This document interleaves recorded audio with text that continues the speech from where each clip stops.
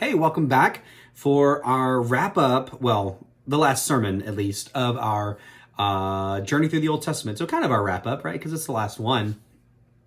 We're going to be in Ezra chapter 3. Now, if you're watching this video, Michael, and you were here for the sermon Sunday, you heard me say Ezra chapter 4.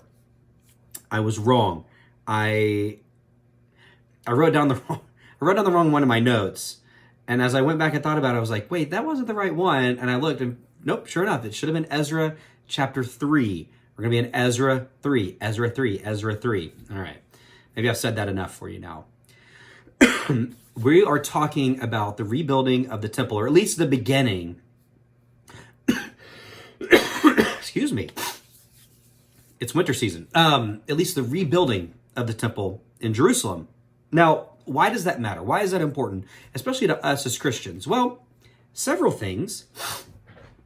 The response of the people in Ezra chapter 3 is fascinating. So I want to talk about that, okay, and talk about some of the other historical things that are happening at the time.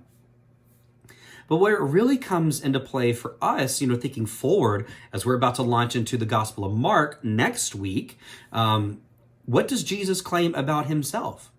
That if you tear down this temple, and of course, many at the time thought he was talking about the physical temple, but later on, the Christians understood, oh, no, he meant himself.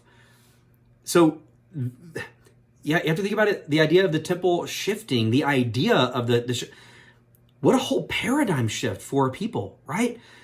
The Jewish people had based their lives on the temple, on going to the temple, on offering sacrifices at the temple, on feasting at the temple, on all these sorts of things. Everything revolved around the temple.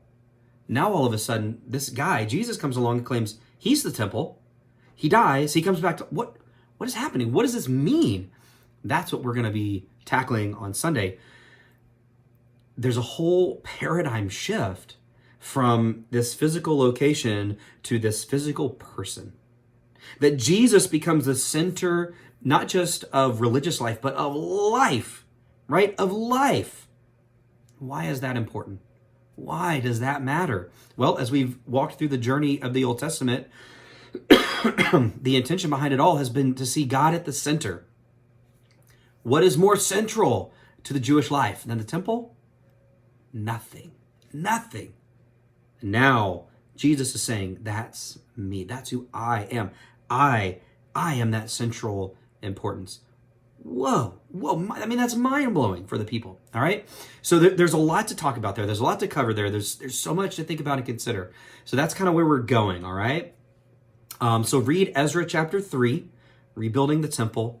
We're going to talk about that together on Sunday. Read it, think about it, come prepared to share, talk, engage with me on Sunday morning as we talk about it, okay? All right.